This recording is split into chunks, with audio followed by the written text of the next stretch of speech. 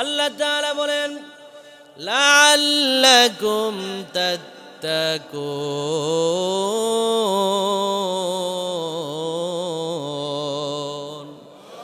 আল্লাহ রাব্বুল আলামিন বলেন যেন তোমরা এই রোজার মাসে তাকওয়া অর্জন করতে পারো, এই জন্য আমি আল্লাহ রাব্বুল আলামিন তোমাদের উপর রোজাকে ফরজ করে দিয়েছি। এই রোজার মাধ্যমে আমি আল্লাহ রাব্বুল আলামিনের তাকওয়া তোমরা অর্জন করতে যেন পারো। জুড়ে বলুন সুবহানাল্লাহ। বলবেন হুজুর রোজার মাধ্যমে আবার কেমন করে তাকওয়া অর্জন করব? এই রোজার মাধ্যমে আল্লাহর ভয় সবচাইতে বেশি করা যায়। জুড়ে বলুন ঠিক না বেটি?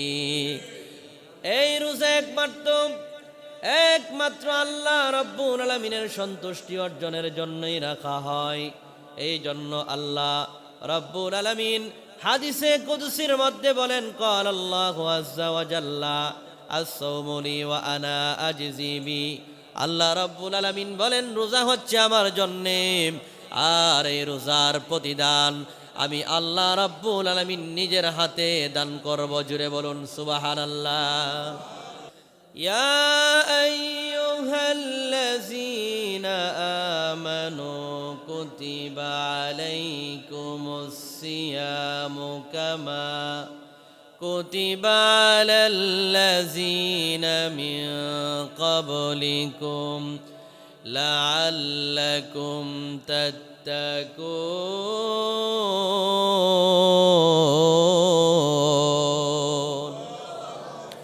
আল্লাহ তাআলা বলেন হে ঈমানদারগণ, তোমাদের উপরে আমি আল্লাহ রাব্বুল আলামিন মাহে রমজানের রোজাকে ফরজ করে দিয়েছি।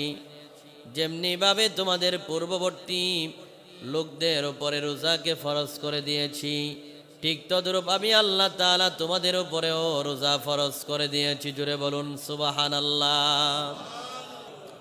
আর নিজের হাতে যেহেতু আল্লাহ রাব্বুল আলামিন রোজার প্রতিদান দিবেন, এই জন্য আল্লাহর নবী বলেন আর তার প্রতিদান হবে জান্নাতুল ফেরদাউস। জোরে জোরে বলুন সুবহানাল্লাহ। এই রোজার মাধ্যমে তাকওয়া অর্জন করতে হবে, আল্লাহ রাব্বুল আলামিনকে ভয় করতে হবে। এই রোজা যেহেতু আল্লাহ তাআলার জন্যে, এই জন্য তার প্রতিদান স্বয়ং আমার আল্লাহ নিজের হাতে দিবে। বলবেন হুজুর কেমন করে রোজার মাধ্যমে তাকওয়া অর্জন করব?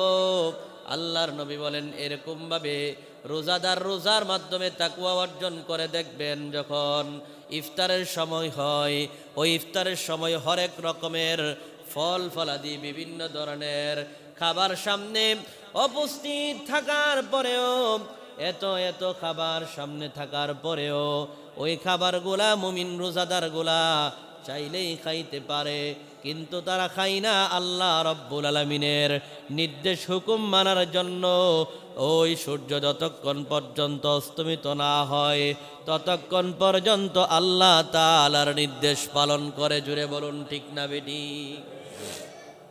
রোজাদার যখন তাদের সামনে ইফতারগুলো নিয়ে বসে থাকে, এমন তো অবস্থায় আল্লাহ রাব্বুল আলামিন ফেরেশতাদেরকে ডাক দিয়ে বলে হে আমার ফেরেশতারা, আমার বান্দা বান্দিরা এই মুহূর্তে কি করতেছে?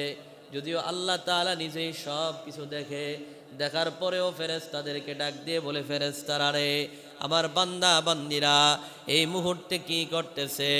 ওই ফেরেশতারা বলে আল্লাহ গো, আমরা দেখে আসলাম আপনার বান্দা বান্দিরা বিভিন্ন ধরনের আইটেমের ফল ফলাদি বিভিন্ন খাবারগুলা সামনে নিয়ে বসে আছে।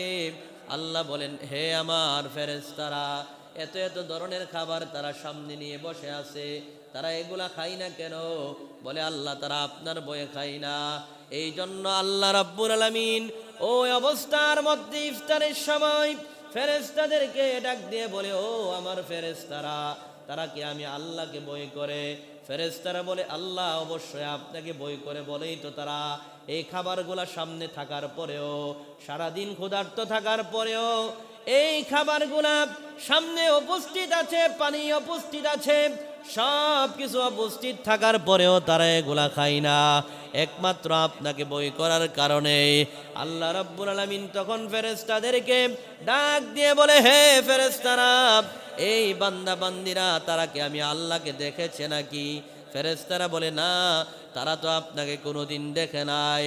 তখন আমার আল্লাহ ডাক দিয়ে বলে, হে ফেরেশতারা, তারা কি আমি আল্লাহর জান্নাত দেখেছে? ফেরেশতারা বলে, জান্নাতও দেখে নাই। তারা কি আমার জাহান্নাম দেখেছে নাকি? ফেরেশতারা বলে, না না, তারা জাহান্নামের শাস্তি আযাবও নিজের চোখে দেখে নাই। কিন্তু তাদের নবী মুহাম্মদুর রাসূলুল্লাহ যে বলে গিয়েছে, আর আপনার কালামুল্লাহ থেকে তারা যেই নির্দেশ পেয়েছে, এই মেসেজ পাওয়ার পরেই তারা মেনে নিয়েছে। আমার আল্লাহ বলেন, হো ফেরেশতারা, তোমরা তো বলেছিলা মানব জাতি বানানোর দরকার নাই। এই আদম জাতি বানাইলে এই আদম জাতি দুনিয়ার মধ্যে গিয়ে তারা বিভিন্ন ধরনের ফাসাদ সৃষ্টি করবে, ঝগড়ায় লিপ্ত হবে, হানাহানি কাটাকাটি মারামারি করবে। ও ফেরেশতারা, তাকায়া দেখো আমার বান্দা বান্দিরা, আমি আল্লাহ রাব্বুল আলামিনের হুকুম পালন করার জন্যে, আমি আল্লাহ তাআলাকে ভয় করার জন্যে দেখো তারা আমি আল্লাহকে কেমন করে ভয় করে, আমি আল্লাহর নির্দেশ পালন করে। এত ধরনের খাবার সামনে উপস্থিত থাকার পরেও, তারা এত ক্ষুধার্ত হওয়ার পরেও আমি আল্লাহর নির্দেশ ছাড়া তারা একজন একটা লুকমা পর্যন্ত দেয় না। জোরে জোরে বলুন সুবহানাল্লাহ। আল্লাহ তাআলা বলেন, হে ফেরেশতারা রে, তোমরা সাক্ষী থাকো আমার বান্দা বান্দিরা আমি আল্লাহ রাব্বুল আলামিনকে ভয় করে যেরকম ভাবে খাবারগুলা সামনে নিয়ে, ইফতারি সামনে নিয়ে বসে আছে, ইফতারের মুহূর্ত হওয়ার আগে আগে আমি আল্লাহ রাব্বুল আলামিন ঘোষণা করে জানায়া দেই, ও ফেরেশতারা, তোমরা সাক্ষী থাকো আমি আমার বান্দা বান্দীদের জীবনের সমস্ত গুনাহগুলো ক্ষমা করে দিয়া আমি আল্লাহ রাব্বুল আলামিন তাদেরকে বেগুনাহ মাসুম বানায়া দিলাম। জুড়ে বলুন সুবহানাল্লাহ। এই জন্য আল্লাহর নবী বলেন, যারা রোজাদার তাদের খুশি হচ্ছে, আনন্দ হচ্ছে দুইটা। কয়টা? আর জোরে বলুন না, কয়টা?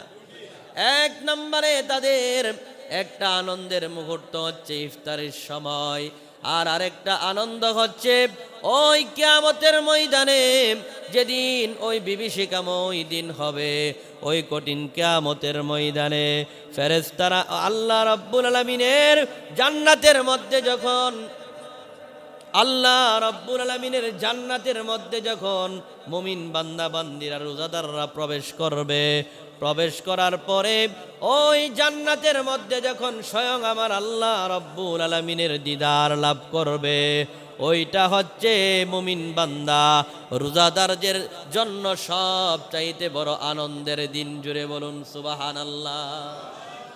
ওই দিন আল্লাহ রাব্বুল আলামিনের মধ্যে আর বান্দা বান্দির মধ্যে আর কোনো পর্দা থাকবে না। ওই দিন সরাসরি আল্লাহ রাব্বুল আলামিনকে তার বান্দা বান্দিরা দেখতে পারবে। জুড়ে বলুন সুবহানাল্লাহ। আরো জুড়ে বলুন না সুবহানাল্লাহ। মা মিনকুম মিন আহাদিন ইল্লা সায়ুকাল্লিমুহু রাব্বুহু লাইসা বাইনাহু ওয়া বাইনাহু তারজুমানুন ওয়ালা হিজাবুন ইয়াহজুবুহু। আল্লাহর নবী বুখারীর বর্ণনায় বলেন, ওই দিন জান্নাতের মধ্যে মুমিন বান্দা বান্দির মধ্যে আর আল্লাহ তাআলার মধ্যে কোনো পর্দা থাকবে না, কোনো তর্জমাকারী অনুবাদকারীও থাকবে না। স্বয়ং তারা তাদের নিজের চক্ষু দিয়া, ওই কপালের নিচে যেই চক্ষু আছে, এই চর্মচক্ষু দিয়া স্বয়ং আমার আল্লাহ রাব্বুল আলামিনের দিদার তারা লাভ করবে। এবং শুধু তারা আল্লাহ তাআলার দিদার লাভ করবে তা নয়, তাদের মধ্যে আর আমার আল্লাহ রাব্বুল আলামিনের মধ্যে আর বান্দার মধ্যে কোনো পর্দাও থাকবে না, কোনো অনুবাদকারী তর্জমাকারীও থাকবে না। সরাসরি তারা আল্লাহ তাআলাকে দেখবে এবং আল্লাহ তাআলার সাথে কথা বলবে। এই জন্য নবীজি বলেন, রোজাদারের জন্য আনন্দ দুইটা, একটা ইফতারের সময়, আরেকটা হচ্ছে জান্নাতুল ফেরদাউসের মধ্যে আমার আল্লাহ তাআলার দিদার অর্জনের সময়। জুড়ে বলুন সুবহানাল্লাহ। তাহলে আমরা আল্লাহর দিদার চাই কি চাই না? জান্নাতের মধ্যে আল্লাহর দিদার চাই কি চাই না? ওই জান্নাতের মধ্যে রোজাদার যারা, তাদেরকে আমার আল্লাহ স্পেশাল ভাবে আলাদাভাবে দেখা দিবেন, দিদার দিবে। জুড়ে বলুন সুবহানাল্লাহ। এই জন্য সহিহ বুখারীর বর্ণনায় নবীজি বলেন, মান কামা রমাদানা ঈমানান ওয়া ইহতিসাবান গুফিরা লাহু মা তাকদ্দামা মিন যামবি। নবীজি বলেন যে এই ব্যক্তি এই মাঘ রমাদানের রাতের বেলা কিয়ামুল লাইল তারাবির নামাজ আদায় করবে, তাহাজ্জুদ নামাজ আদায় করবে ঈমানের সাথে সওয়াবের নিয়তে, আল্লাহ তাআলা তার পূর্বের জিন্দেগীর সমস্ত গুনাহগুলো ক্ষমা করে দিবে। জোরে বলুন সুবহানাল্লাহ। কোনো কারণে যদি তারাবির নামাজ ছুটে যায় তাহলে রোজা পায়া গুনাহ মাফ করাইতে পারবো না, এই সুযোগ তো হাতছাড়া হতে পারে না। এই জন্য রসুল বুখারীর আরেক বর্ণনায় বলেন, মান সামা রমাদানা ঈমানান ওয়া ইহতিসাবান গুফিরা লাহু মা তাকদ্দামা মিন যামবি। যেই ব্যক্তি সওয়াবের নিয়তে ঈমানের সাথে মাঘে রমজানের রোজাগুলা আদায় করবে, আল্লাহ তাআলা তার পূর্বের জিন্দেগীর সমস্ত গুনাহগুলা ক্ষমা করে দিবে। জুড়ে বলুন সুবহানাল্লাহ। এই জন্য নবীজি বলেন মুসনাদে আহমদের বর্ণনায়, ওয়া শাহরুস সবরি ওয়াস সবরু সাওয়াবুহুল জান্নাতু। জুড়ে বলুন সুবহানাল্লাহ। নবীজি বলেন রোজা হচ্ছে, রোজার এই রমজান মাস হচ্ছে ধৈর্যের মাস, আর ধৈর্যের প্রতিদান হচ্ছে, পুরস্কার হচ্ছে আল্লাহ তাআলার তৈরি জান্নাত। জুড়ে বলুন সুবহানাল্লাহ। এই জন্য আল্লাহ তাআলা বলেন, আর আল্লাহর সাহায্য পাওয়ার জন্য ধৈর্য ধরার দরকার আছে না নাই? আরো জুড়ে বলুন না, আছে না নাই? আল্লাহ বলেন, ইয়া আইয়ুহাল্লাযীনা আমানুস্তাঈনু বিস-সাবরি ওয়াস-সালাহ।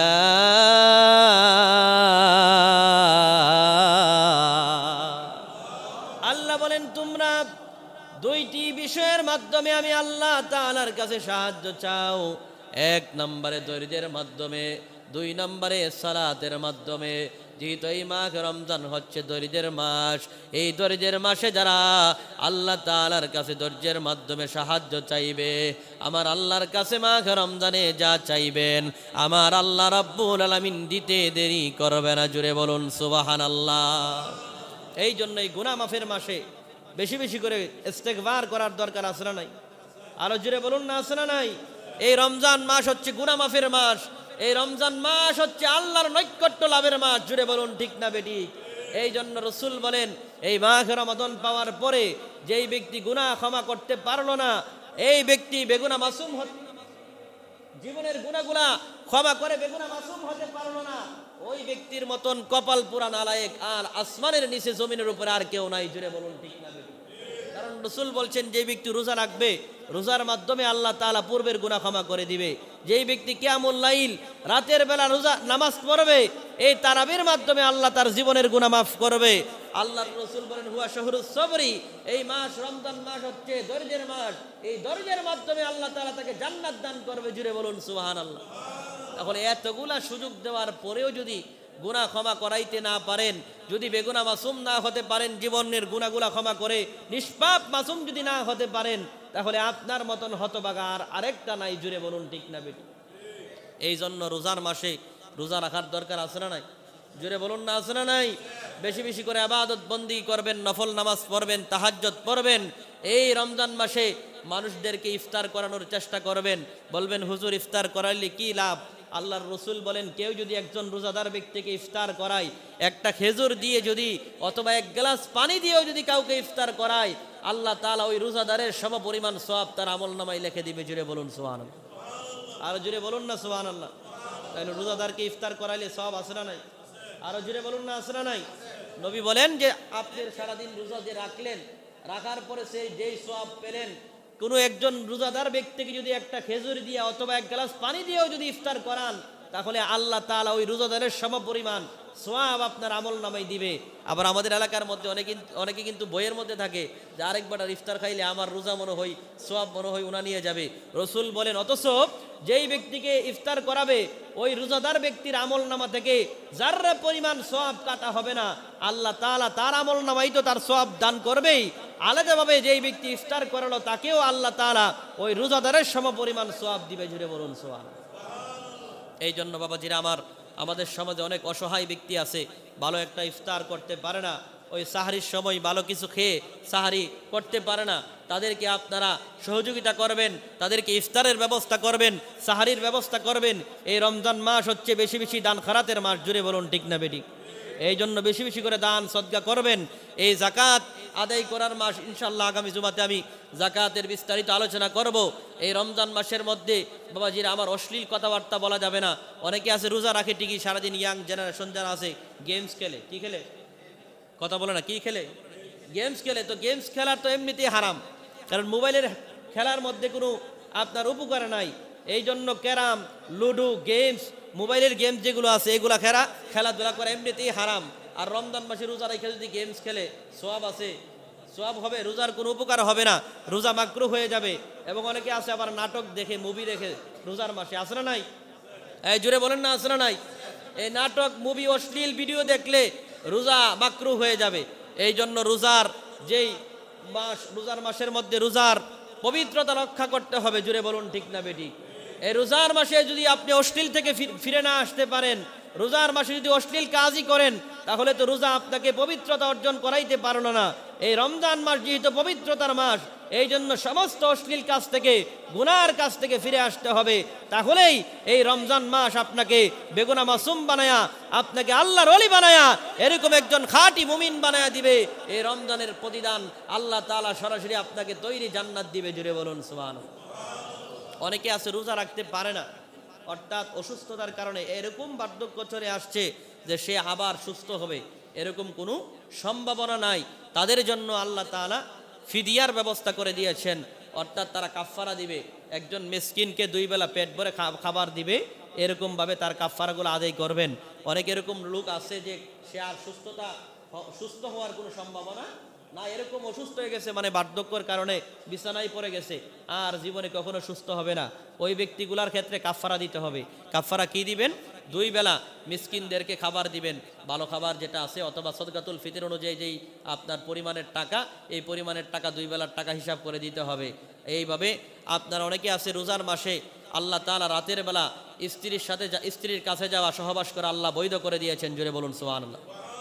আল্লাহ বলেন, وحل لكم ليلة الصيام الرفث إلى نسائكم। আল্লাহ তাআলা বলেন, হে মুমিনগণ, তোমাদের জন্য আমি আল্লাহ তাআলা রাতের বেলা, রোজার মাসে রাতের বেলা তোমাদের স্ত্রীর কাছে সহবাস করা অথবা তাদের কাছে যাওয়া আমি আল্লাহ হালাল করে দিয়েছি। জোরে বলুন না সুবহানাল্লাহ। এক সাহাবী, গ্রাম্য সাহাবী, ওই গ্রাম্য সাহাবী, বুখারীর বর্ণনা, ওই সাহাবী দিনের বেলা স্ত্রীর কাছে যাওয়ার পরে ওই ব্যক্তি দৌড়ায় রাসূলের দরবারে আসলো, এসে বলে, ইয়া রাসূলুল্লাহি, আমি তো ধ্বংস হয়ে গেছি, হালাক হয়ে গেছি। নবীজি বলেন, সাহাবী রে, তুমি এমন কি করেছো যার কারণে ধ্বংস হয়ে গেছো? সাহাবী বলেন, ইয়া রাসূলুল্লাহি, আমি দিনের বেলা রোজা অবস্থায় আমার স্ত্রীর কাছে গিয়েছিলাম। ইয়া রাসূলুল্লাহ, আমি তো ধ্বংস হয়ে গেছি। আল্লাহর নবী বলেন, যেহেতু তুমি স্ত্রীর কাছে দিনের বেলা গিয়েছো, এই জন্য তুমি একজন গোলাম আজাদ করার মতো তোমার সামর্থ্য আছে নাকি? ওই সাহাবী বলেন, ইয়া রাসূলুল্লাহ, এই রোজার কাফফারা হিসাবে আমি একজন গোলাম আজাদ করার মতন আমার সামর্থ্য নাই। আল্লাহর রাসূল বললেন, হে সাহাবী, তুমি কি লাগাতার 2 মাস রোজা রাখতে পারবা?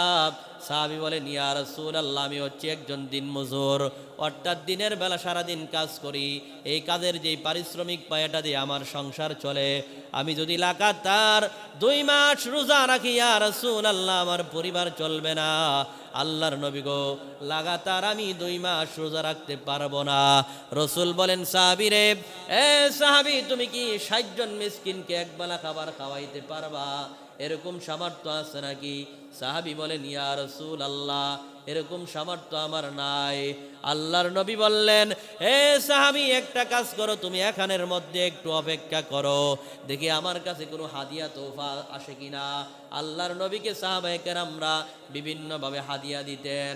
আল্লাহর নবী বসে আছেন, এমন তো অবস্থায় হঠাৎ করে একজন সাহাবী এক ঝুড়ি ভর্তি, একটা ঝুড়ির মধ্যে কাঁচা খেজুর আর একটা ঝুড়ির মধ্যে পাকা খেজুর, 2 ঝুড়ি ভর্তি খেজুর আল্লাহর নবীর দরবারে নিয়া আসলেন। আল্লাহর নবীকে যখন হাদিয়া দিলেন, দেওয়ার পরে আল্লাহর নবী ডাক দিয়ে বলে, এ আমার গ্রাম্য বেদুইন সাহাবী কোথায়?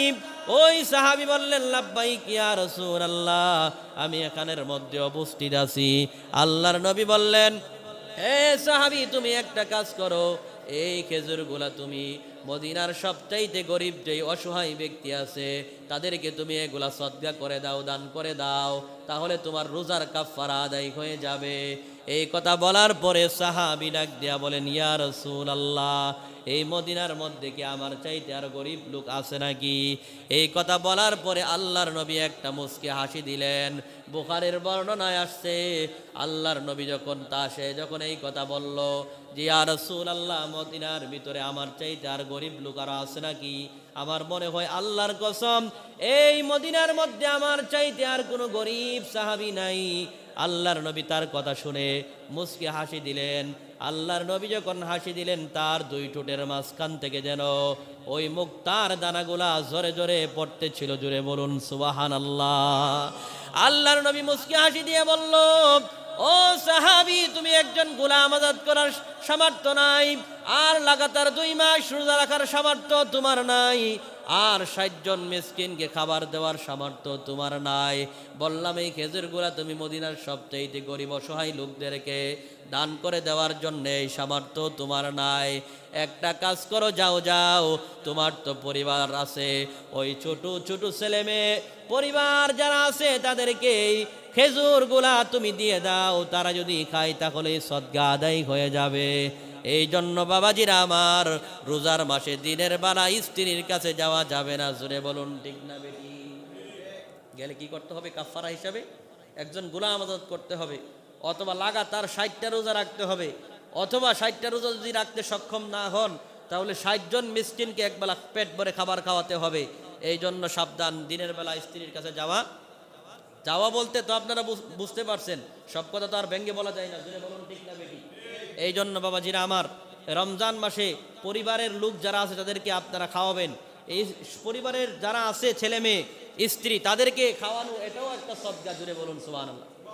পরিবারের পিছনে আপনার যেই সম্পদ আছে এটা ব্যয় করা, তাদেরকে খাওয়ানো, পরানো, ভালো পোশাক দেওয়া, এটাও আল্লাহ তাআলা আপনাকে সদকার সওয়াব আপনার আমলনামায় দান করবে। জুড়ে বলুন সুবহানাল্লাহ।